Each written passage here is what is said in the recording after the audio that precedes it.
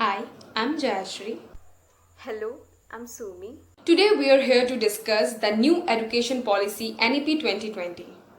The first education policy came on 1968 under Indira Gandhi. The second education policy came on 1986 under Rajiv Gandhi, which was revised on 1992 when PV Narasimha Rao became the Prime Minister. The third and the latest education policy came on 29th July 2020 under Prime Ministership of Narendra Modi.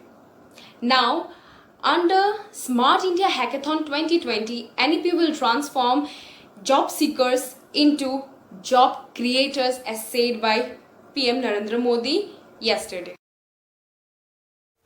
In school education, universalization from preschooling to secondary level will increase gross enrollment ratio from 25.7% to 50% by 2030. The 10 plus 2 system will be replaced with 5 plus 3 plus 3 plus 4 curricular structure corresponding to ages 3 to 8, 8 to 11, 11 to 14 and 14 to 18 years respectively, extending the right to education by 6 years. Class 10 and 12 examinations to be made easier to test the intelligence rather than the memorized facts, and the students will also be allowed to take the exam twice. Vocational education to start from class 6 with internship. Coding will be taught from class 6 as well. Teaching up to at least grade 5 to be done in mother language or regional language. By 2030, the minimum qualification degree for teaching will be 4-year integrated BA degree. Education and assessment will both become more holistic with infrequent exams only in class 3, 5 and 8. And the change is expected in the near future in the class 10 and 12 board exam pattern as well. The school will focus on analysis, critical thinking and conceptual clarity than marks.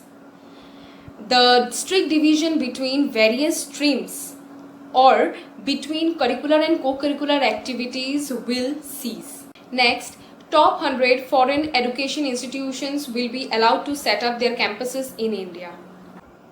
Also, a 4-year undergraduate program with MPhil been discontinued while PhD remains accessible after a master degree.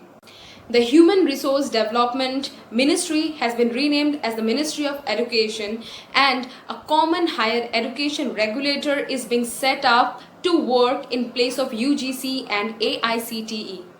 Next, the public investment of the GDP in the education sector will increase up to 6%. The last one. This new education policy will offer multiple exit pointed studies, which means that one could get into employment at different education level, at different times, at different ages.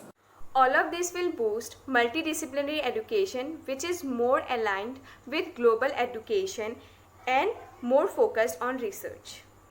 So here are two things that I want to discuss, that NEP has not included Mandarin or the Chinese language in the list of the foreign languages that can be taught in school, but it was included in the draft version of the policy. So here are my two opinions on this, that the students who would want to learn the Chinese language will not get the opportunity, and on the other hand, due to the increase of Indo-Chinese tension, it might get more effective if they bring this language in the curriculum.